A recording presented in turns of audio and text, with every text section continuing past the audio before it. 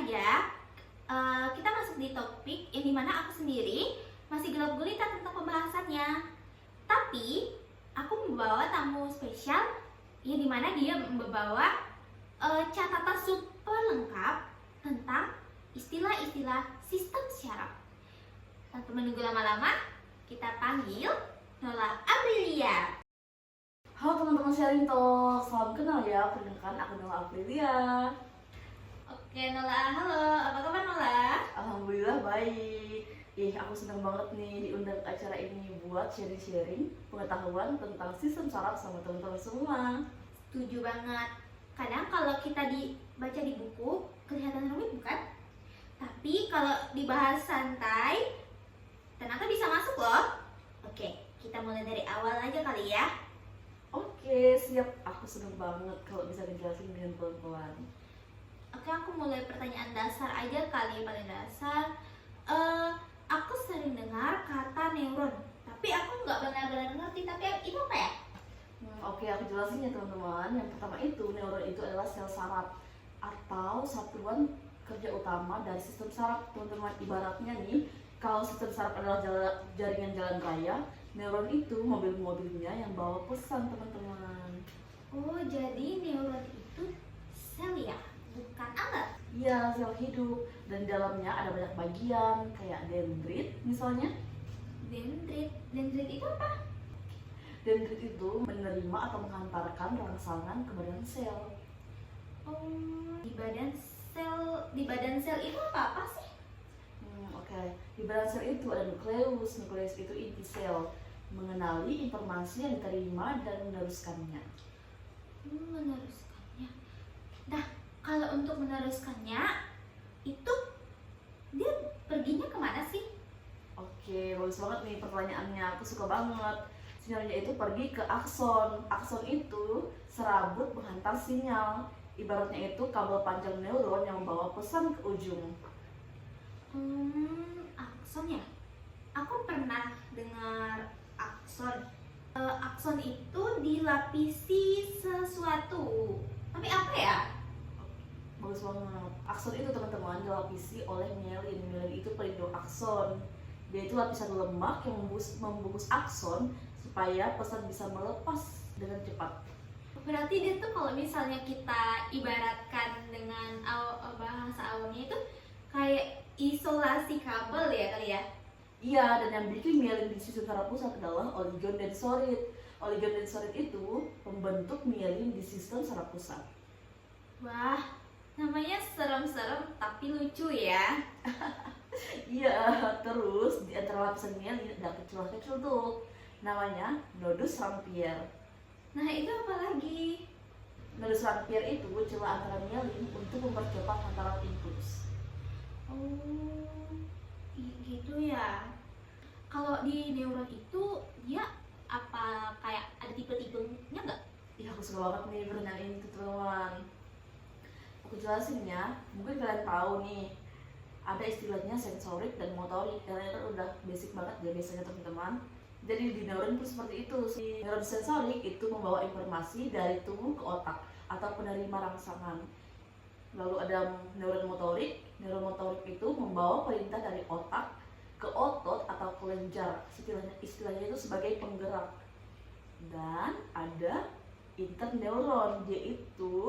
Interneuron itu istilahnya itu penghubung antara neuron sensorik dan motorik di sistem saraf pusat. Jadi dia itu tukang sambungnya, ada di otak dan di sumsum tulang belakang. Oh, berarti dia tuh kayak sejenis mediator gitu ya? Bener banget. Betul ternyata. Terus aku tuh ada dengar kalau neuron itu kirim sinyal, prosesnya tuh gimana ya? Oke, sama seperti tipe-tipe neuron, tahapnya itu juga ada 3 teman-teman. Yaitu ada polarisasi, depolarisasi, dan repolarisasi. Kalau polarisasi itu saraf sedang istirahat teman-teman.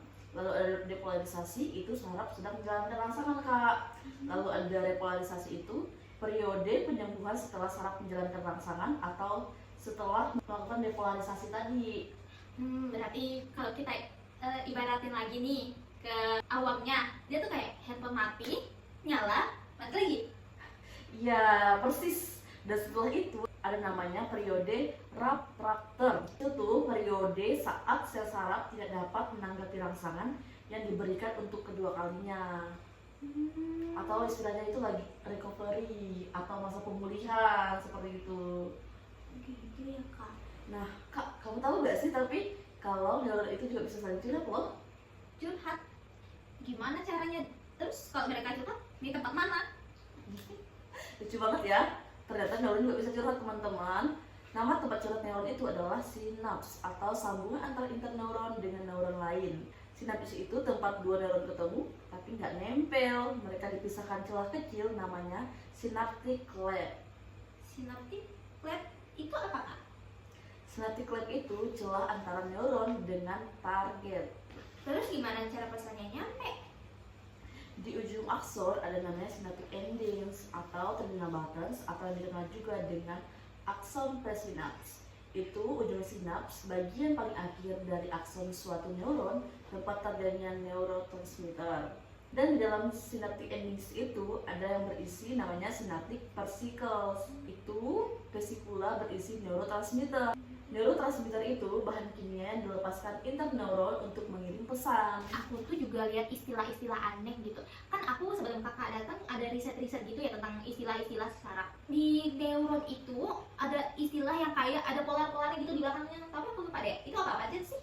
Yup, benar banget. Itu tipe berdasarkan bentuk. Ada namanya neuron bipolar, neuron unipolar, dan juga ada neuron multipolar. Itu apa aja kak? Yang pertama itu ada neuron multipolar atau motoneuron. Itu sel saraf yang memiliki suatu akson dan banyak dendrit. Lalu ada neuron bipolar atau interneuron. Itu sel saraf yang badan selnya memiliki dua jalur dendrit dan akson. Lalu ada neuron unipolar atau sensory neuron. Itu sel saraf yang hanya memiliki satu jaluran badan sel yang bercabang menjadi dendrit dan akson. Seperti itu.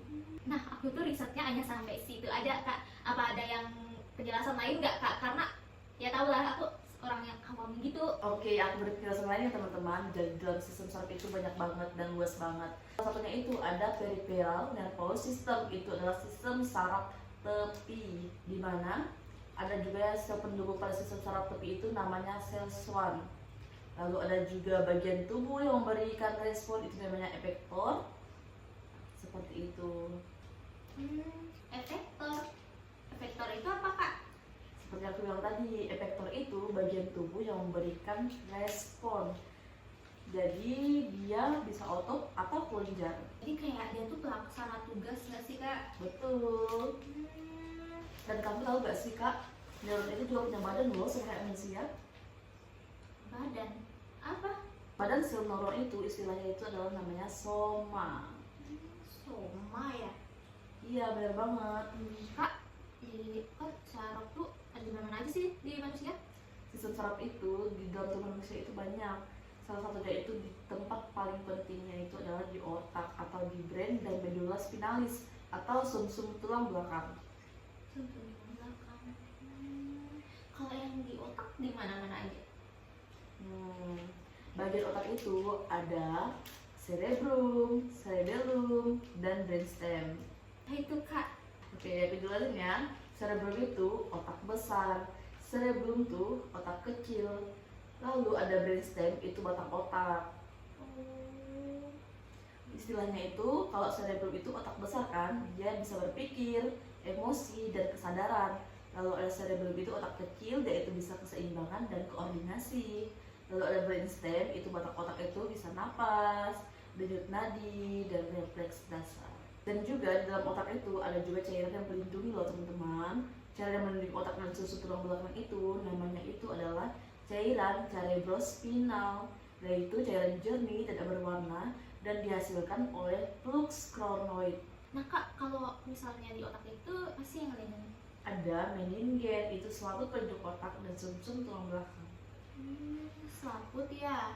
Selain cairan dan selaput yang pelindung otak, itu juga ada lapisannya juga loh teman-teman. Otak itu yang pertama itu ada dura mater, itu lapisan bagian luar saraf pusat, itu yang paling tebal dan keras. Lalu ada acnoid mater, itu lapisan paling tengah saraf pusat.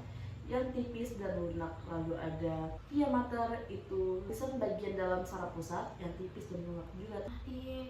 Tadi kan itu opak ya kak. Kalau Benar. di sum-sum tulang belakang apa aja? Banyak banget, tapi aku ringkas ya.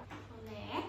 Yang pertama itu adalah olfaktorius, itu serabut sensorik menerima dan menghantar impuls pada sensorik penciuman. Lalu ada optikus, itu transmisi impuls dari dan ke retina mata. Lalu di sini itu ada saraf yang sama fungsinya, ada 3. Itu ada oculomotorius, trochlearis, dan abducens. Itu sebagai serabut motorik mensuplai otot ekstrinsik mata. Lalu ada trigeminalis, itu saraf kardinal terbesar serabut campuran. Lalu ada pachynalis, itu serabut motorik dan sensorik. Lalu ada vestibulocondylar, itu saraf sensorik terdistribusi di telinga dalam menerapi pendengaran. Lalu ada glossopharyngeal, itu saraf campuran mensarapi lidah dan parings. Lalu ada vagus, itu serabut campuran terdistribusi paling luas, mensuplai pharynx, larynx, organ dalam, di rongga leher, dada, dan absorben. Lalu ada accessorius, itu bergabung atau terdistribusi dengan serabut pagus. Dan yang terakhir itu ada hipoglossus, itu mensuplai otot intersik dan ekstensik lidah. Wah, banyak banget ya ternyata kak. Enak banget. Gak kebayang kalau salah satunya rusak. Nolah, sumpah ya. Aku yang dari tadi nggak ngerti apa-apa, sekarang udah bisa nyambung walaupun otakku panas sebenarnya. Tapi terima kasih loh udah datang dan sharing tentang ilmu-ilmu yang berguna buat kami semua. Itu wajar banget karena sistem saraf itu emang kompleks. Tapi kalau dijelasin pelan-pelan pasti bisa. Oke Nola, makasih banget sekali lagi udah sharing sama kami semua. Itu untuk bisa membantu kami yang pemula ini tentang apa itu istilah syaraf. Oke, makasih banget sekali lagi Nola ya udah datang di Sharing Talks ini. Sama-sama kak, aku juga senang banget datang ke sini bisa sharing-sharing dengan teman-teman semua. Oke teman-teman, itu dia episode hari ini. Sampai ketemu di episode berikutnya. Bye bye.